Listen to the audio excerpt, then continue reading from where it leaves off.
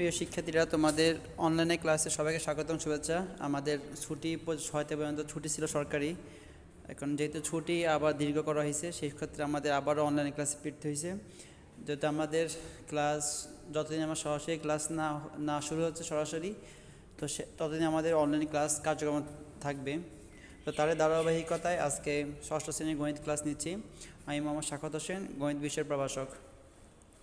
দেখো, তোমাদের আমরা গত দুই ক্লাসে আমরা 4টা ক্লাস নিয়েছিলাম এই অনলাইনে। এর মধ্যে আমরা 1.1 আমরা সরাসরি ক্লাস শেষ করছি, আর 1.2 আমরা সৃজনশীল MCQ সহ আমরা গত ক্লাসগুলোতে শেষ করছি। অ্যান্ড আজকে আমাদের সরাসরি ক্লাস আমরা 1.3 মানে সরাসরি আমরা 1.3-এ চলে যাব। তো 1.3 রয়েছে স্বাভাবিক সংখ্যা ও ভগ্নাংশ। এখানে দেখো, প্রথমে বই কিছু অংশ। আগে তোমাদের অধ্যায়ের বেসিক বলতে স্বাভাবিক সংখ্যা। স্বাভাবিক সংখ্যা বলতে বোঝায় তোমাদের যে সংখ্যাগুলো পূর্ণ সংখ্যা হয়, যেমন 1, 2, 3, এগুলো বলা হয় স্বাভাবিক সংখ্যা। ঋণাত্মক সংখ্যাকে স্বাভাবিক সংখ্যা বলে না। যেগুলো ধনাত্মক পূর্ণ সংখ্যা, শূন্যর চেয়ে বড় পূর্ণ সংখ্যাকে বলা হবে তোমার স্বাভাবিক সংখ্যা। আর ভগ্নাংশ তোমরা পূর্বে জানো, এটা ওই হর আর লব। যেমন 5 নিচে ভাগ 5/7 মানে 5/7, এটা বলা একটা ভগ্নাংশ। তো দেখো, স্বাভাবিক সংখ্যার মধ্যে তোমাদের এখানে বইয়ের পাঠ্য বই পৃষ্ঠা 12 নম্বরে 4 অঙ্কের ক্ষুদ্রতম সংখ্যা এবং 3 অঙ্কের বৃহত্তম সংখ্যা লেখো, যাদের প্রত্যেকের একক গড়ের অঙ্ক 8 হবে। 4 অঙ্কের ক্ষুদ্রতম সংখ্যা, দেখো 4 অঙ্কের আমরা জানি ওই তোমাদের 1.1-এ আলোচনা হয়েছে। ক্ষুদ্রতম বলতে বোঝায় 0, মানে 1 থেকে 9-এর মধ্যে, 0 থেকে 9-এর মধ্যে ক্ষুদ্রতম হয় 0 আর বৃহত্তম হয় 9। তো যেহেতু যদি সবগুলোই 4 অঙ্কে ক্ষুদ্রতম 4টা শূন্য দিলে এই সংখ্যাটা কোনো এটা মান থাকে না, এটা কোনো সার্থক সংখ্যা হয় না। তো সেই ক্ষেত্রে আমরা সার্থক করার জন্য এটাকে মান আনার জন্য প্রথমে 1 দিব। তাহলে প্রথমে 1 দিয়ে আবার বলছে শেষ এবং একক গড়ের অঙ্ক, একক স্থানীয় অঙ্ক হয়তো 8 হবে। তাহলে 1 আর শেষে 8, 4টা গড়ের মধ্যে শুরুতে 1 হবে সার্থকের জন্য, আর শেষে 8 প্রশ্নে দেওয়া থাকে সেই জন্য। আর মাঝের 2টা গড়ে অবশ্য শূন্য বসবে। তো মাঝের 2টা গড়ে শূন্য বসবে, এই জন্য তো এটা হলো 4 অঙ্কের ক্ষুদ্রতম সংখ্যা, যেটার শেষে অর্থাৎ একক গড়ের অঙ্ক হবে 8। 3 অঙ্কের বৃহত্তম সংখ্যা একইভাবে 3 অঙ্কের বৃহত্তম সংখ্যা হবে তোমার 3টা 9 হওয়ার কথা, কিন্তু যেহেতু আমাদের শেষ অর্থাৎ প্রথম স্থানীয় অঙ্ক অর্থাৎ একক স্থানীয় অঙ্ক 8 হবে, তো সেই ক্ষেত্রে আমরা 9, 9, 8। এখন দেখো, হয়তো 9, 9, 8 হবে। এখন বলছি যে সংখ্যা দুটির গসাগু, মৌলিক গুণনীয়ক ও ভাগ প্রক্রিয়া নির্দেশ করো। আচ্ছা, আমরা মৌলিক গুণনীয়ক ও ভাগ প্রক্রিয়া এটা আগে আমরা শুরু করি। মৌলিক গুণনীয়ক প্রক্রিয়াটা কি আর ভাগ প্রক্রিয়া কি, তারপরে আমি উদাহরণ যাচ্ছি। দেখো, মৌলিক গুণনীয়কের সাহায্যে গসাগু, প্রথমে মৌলিক গুণনীয়ক বের করবা, অর্থাৎ যে সংখ্যা দেওয়া থাকে যেটাকে যত ক্ষুদ্রতম সংখ্যা 2, 3, 5 মানে মৌলিক সংখ্যা তোমার যেগুলো হয় 2, 3, 5, 7, 11, 13 এগুলা, এই সংখ্যা দিয়ে এটাকে ভাগ করা যায় কিনা সেটা বের করব। তো 144-কে 2 দিয়ে ভাগ যায় হয় 72, আর 72-কে 2 দিয়ে ভাগ যায় হয় 36, আবার 36-কে 2 দিয়ে ভাগ যায় হয় 18, 18-কে 2 দিয়ে ভাগ যায় হয় 3, 9, আর 9-কে ভাগ যায় 3 দিয়ে 9, 3 3-কে 9। এখন দেখো, তো এইভাবে ভাগ প্রক্রিয়াগুলো শেষ করবা। আবার 240 সেটারও ভাগ প্রক্রিয়া মৌলিক গুণনীয়ক করবা। খেয়াল রাখবা, যত ক্ষুদ্রতম সংখ্যা দিয়ে যায়, তোমরা তো শুরুতে যদি এটাকে 12 দিয়ে ভাগ করো, 12 বার 140 হয় না, যত ক্ষুদ্রতম করা যায়। আর খেয়াল রাখবে তো মৌলিক সংখ্যাগুলো দিয়ে, অর্থাৎ মৌলিক সংখ্যা 2, 3, 5, 7। তুমি দেখো, যদি 144-কে কেউ যদি ভাগ করে যে স্যার এটা তো 12 দিয়ে ভাগ যায়, 12/12, অর্থাৎ 12 140/12, সেটা হয় 12 12 140। তো সেটাও ভাগ হয়, কিন্তু 12 সংখ্যাটা মৌলিক সংখ্যা না। ঠিক আছে, তো তোমার খেয়াল রাখবা যে তোমাদের ছোট মানসিকতা, তোমাদের ছোট বলতে তোমাদের যেহেতু জ্ঞানের গভীরতা এখনও ওরকমভাবে পৌঁছে নেই, তো সেই জন্য তোমরা এই ছোটো মন দিয়ে তোমরা এত কঠিন করে দেওয়ার প্রয়োজনে তোমরা একেবারেই ওই ভাগ বলতে বোঝায় যত ক্ষুদ্রতম সংখ্যা আছে 2, 3, 5, 7 যত ক্ষুদ্রতম দিয়ে ভাগ করবা। ঠিক আছে, একটা শুরু থেকেই ক্ষুদ্রতম সংখ্যা দিয়ে ভাগ করবা।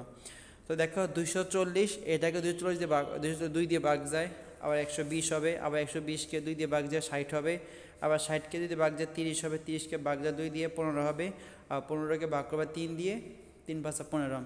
এবার 612 সেটাকে একইভাবে ভাগ করবা। তোমরা ভাগ করার জন্য যদি কারো প্রয়োজন হয় পাশে তোমরা রাফ করতে পারবা 612/2 এগুলো ভাগ করা যায়, কারণ এই ভাগ তোমরা পূর্বে ক্লাসে শেখানো হয়েছে, বা এই ভাগগুলো করার জন্য তুমি এখন এই তোমাদের এই হাত দিয়ে অনেকটা মুখোমুখি করতে পারবা। 612 তাহলে 3 দ্বিগুণে 6, আবার 1-রে 2 দিয়ে ভাগ যায় না, 0 হবে, তাহলে 2 নামবে, তাহলে 12, 12কে আবার 6 দিয়ে ভাগ যায়, 6 দ্বিগুণে 12। তাহলে এইভাবে মুখোমুখি করা যায়, মুখোমুখি করাটাই সহজ হবে। পাশে রাব মানে পাশে দিয়ে রাব করলে অঙ্কটা বড় হয় আর তোমাদের কাছে অনেক কঠিন মনে হতে পারে। এর জন্য আমি ওই তোমাদেরকে বলি তোমরা সরাসরি যে ভাগটা, হ্যাঁ আমি একটা ভাগ দেখাই এখানে মুখে মুখে বলি, তোমরা আমার খেয়াল করো। যেমন 240কে 2 দিয়ে ভাগ করতে যাও, 200 প্রথম 2, তো 2 দিয়ে 2 ভাগ করলে 1 হয়, আবার 4/2 2 হয়, আবার 0/2 0 হয়। আবার দেখো 144কে ভাগ করো, 144কে ভাগ করার জন্য প্রথমে 1 ভাগ যায় না, প্রথম 14, একটা সংখ্যা নাও 14, 7 দ্বিগুণে 14, আবার 2 থাকবে, আবার 4 থাকবে, 2 দ্বিগুণে 4, তাহলে 72। তো দেখো আমাদের ভাগগুলো করার পরে আমরা পাশে দেখো, ডান পাশে দেখো এখানে 144কে লেখা যায় 2 গুণ 2 গুণ 2, তারপর 3 গুণ 3। 240কে একইভাবে লেখা যাবে, 612কে একইভাবে লেখা যাবে। এখন গসাগু বলতে বোঝায় যেটা সাধারণ, গরিষ্ঠ সাধারণ গুণনীয়ক। তাহলে গরিষ্ঠ সাধারণ গুণনীয়ক, এই গরিষ্ঠ, এখন দেখো তোমাদের আমাদের কমন, সাধারণ বলতে বোঝায় যেটা আমাদের কমনগুলো, অর্থাৎ যে সংখ্যা যে গুণনীয়কগুলো 3টার মধ্যেই পাওয়া যাবে সেগুলো হবে তোমার সাধারণ গুণনীয়ক। তো দেখো এখানে 2 2, এখানে 2টা 2 সবার মধ্যেই আছে, 144-এর মধ্যে আছে, 240 612, এই সবগুলোর মধ্যে 2টা 2 পাওয়া যায়। আবার 1টা 3 সবগুলোর মধ্যে পাওয়া যায়। তাহলে আমাদের 2টা 2 আর 1টা 3, তাহলে দেখো তোমার কত হয় আমাদের, তাহলে 2টা 2 আর 1টা 3, তো সেক্ষেত্রে হবে 2 গুণ 2 আর 3, কত হবে 3, 2 দ্বিগুণে 4 আর 3 4 12। তাহলে এই 144 240 612 এটার গসাগু হবে তোমার 12। তো দেখো এটাকে বলা হবে মৌলিক গুণনীয়কের সাহায্যে গসাগু নির্ণয়। তোমাদের খ নম্বরটা তোমাদের জন্য রেখে দিলাম, এটা বাড়ি কাজ হিসেবে করবা। আমি কিন্তু ক্লাসের মধ্যে বাড়ি কাজ বলে দিই, হ্যাঁ তোমরা মনে করে শেষে বাড়ি কাজ বলবো, আর কেউ মনে করে প্রথমে বাড়ি কাজ বলবো, ক্লাসের মাঝখানে বাড়ি কাজগুলো দিয়ে দিব, যাতে তোমাদের এই সবগুলোর দিকে মনোযোগ দেওয়া লাগে, যে স্যার কোনটা বাড়ি কাজ দেয়। যদি আমি খাতা লিখে রাখি তো তোমাদের পরে আমার মেনশন করতে সহজ হবে। তো যাই হোক, 1-এর খ নম্বরটা আর গ নম্বরটা তোমাদের বাড়ি কাজ রেখে দিলাম। এখন দেখো আমি ভাগ প্রক্রিয়া পর্যায়ে, তাহলে তোমাদের প্রথম কাজ পাঠ্য বই পৃষ্ঠা যে অঙ্ক আছে 12 নম্বরটা 1008 998, এদেরকে ওই তোমার ভাগ প্রক্রিয়া আর মৌলিক গুণনীয়ক, প্রথম মৌলিক গুণনীয়ক সাহায্য করবা, মৌলিক গুণনীয়কের সাহায্য করে তুমি এটাকে উত্তর মেলাবা। আর ভাগ প্রক্রিয়া আমরা এখন ভাগ প্রক্রিয়াটা শিখে নিই। দেখো তো তোমাদের ভাগ প্রক্রিয়ার জন্য, আচ্ছা ভাগ প্রক্রিয়ার জন্য আমি তোমাদের মৌলিক গুণনীয়কের সাহায্যে, যদি তোমার এই অঙ্কটা যেটা তোমাদের দিয়েছিলাম 525 455 570, যদি এই ক্লাসটা আমরা এই যে এই ভাগটা দেখাই, আচ্ছা তাহলে এটা তোমাদের রেখে দিলাম। যদি এখানে কিছু অংশ করে দেওয়া আছে তোমরা বাকিটা করে নিবা।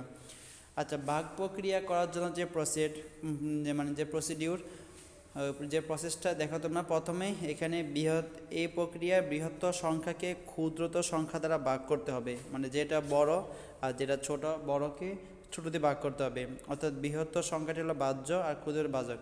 বাহ্য বাজক অথবা তোমাদের যেটাকে ভাগ করা হয় সেটা বলা হয় বাহ্য, আর যাকে দিয়ে ভাগ করা হয় তাকে বলো বাজক। এটা কঠিন না যায়, ছোট দিয়ে বড়টাকে ভাগ করবা। হ্যাঁ 2, ভাগ প্রক্রিয়া যে বাক্সেস থাকে তা দ্বারা প্রথম ভাজককে ভাগ করতে হবে। অর্থাৎ 3 দেখো, যে বাক্সেস থাকবে তা দ্বারা প্রথম বাক্সেস অথবা দ্বিতীয় ভাজককে আবার ভাগ করতে হবে। এভাবে ভাগ করতে করতে যে পর্যায়ে বাক্সেস শূন্য হবে সেই পর্যায়ের ভাজকটি অর্থাৎ শেষ ভাজকটি প্রদত্ত সংখ্যা দ্বারা গসাগু। তো ধাপ 1 নম্বরটা সহজ।